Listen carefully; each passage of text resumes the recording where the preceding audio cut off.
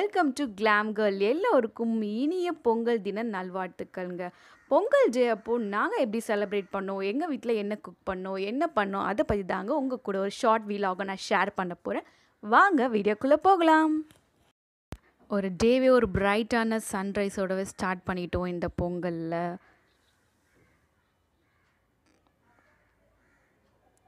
எங்கள் வீட்டுக்கு வெளியே என்ட்ரன்ஸில் இருக்க சிம்பிளான நாங்கள் போட்ட 2 கோலம் வந்து நான் உங்களுக்கு ஷேர் பண்ணுறேங்க. இப்போ வாங்க நம்ம வீட்டுக்குள்ளே போகலாம்.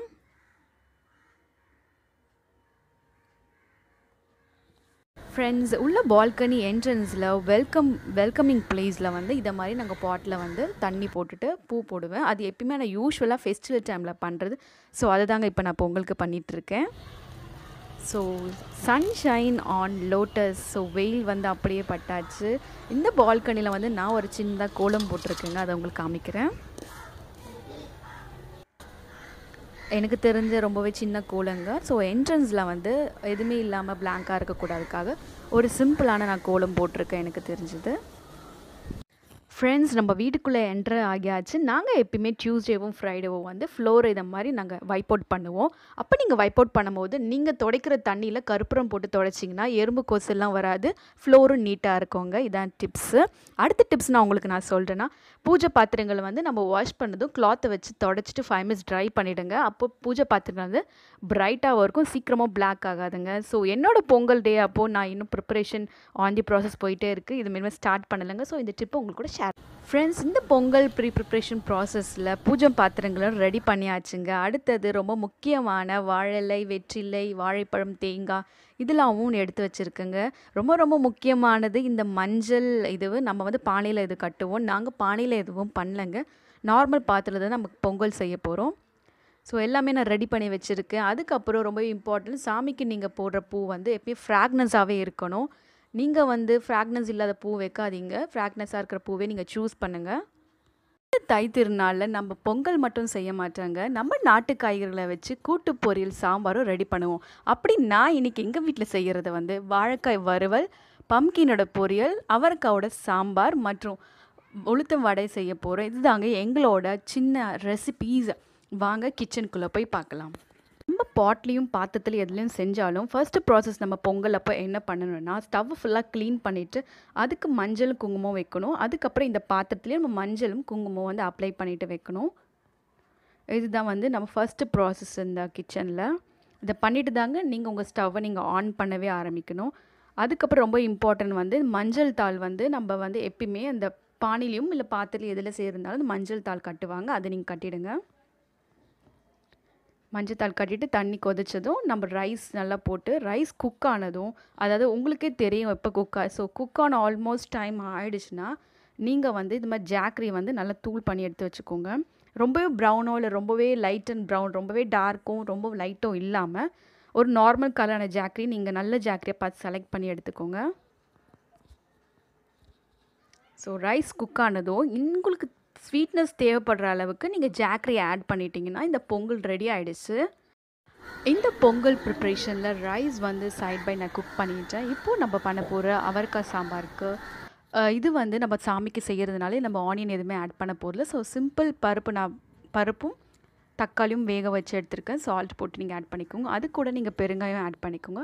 ஸோ ஜஸ்ட் சிம்பிள் அண்ட் குயிக்குங்க. ஸோ இதில் வந்து நீங்கள் யூஸ்வலாக பண்ணுற மாதிரி சாம்பார் நீங்கள் எப்படி செய்யுமோ அது மாதிரி நீங்கள் செஞ்சுக்கோங்க. ஸோ அவரைக்காய் போட்டு நாங்கள் ரெடி பண்ணிட்டோம்.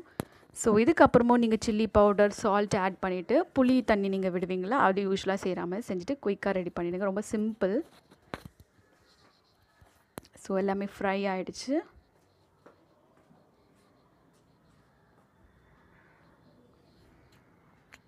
ஸோ சாம்பாரும் குயிக்காக ரெடி ஆகிடுச்சுங்க.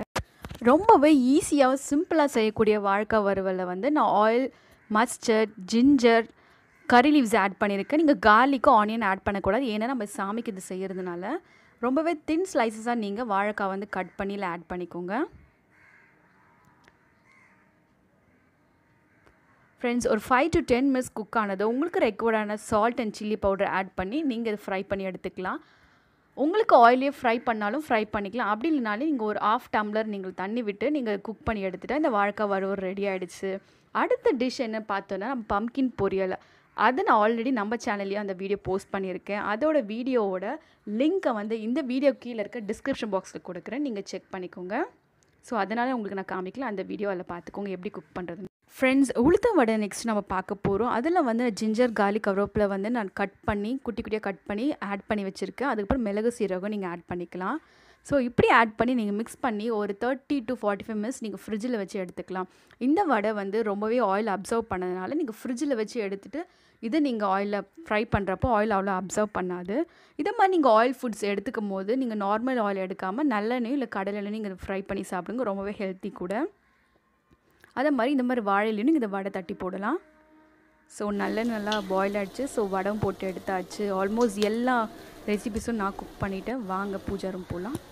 ஃப்ரெண்ட்ஸ், நம்ம இருக்கிறது இப்போது பூஜை ரூமில் இருக்கோம்.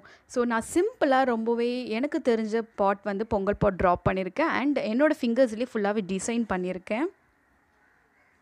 அடுத்தது ரொம்ப பிகினர்ஸ்க்கு யூஸ்ஃபுல்லாக இருக்கும். இந்த டென்சில்ஸ் வந்து அந்த பூஜா மடத்தில் நான் யூஸ் பண்ணியிருக்கேன். நம்ம கோலம் மாவு போட்டு ஈக்குவலாக ஸ்ப்ரெட் பண்ணிவிட்டு இந்த டென்சில்ஸ் எடுத்தோன்னா அந்த டென்சில்ஸில் இருக்க டிசைன்ஸ் எல்லாமே அந்த அச்சு டிசைன்ஸ் எல்லாமே அந்த டேபிளுக்கு வந்துடும். ஸோ உங்களுக்கு யூஸ்ஃபுல்லாக இருக்கும், நான் ஷேர் பண்ணேன்.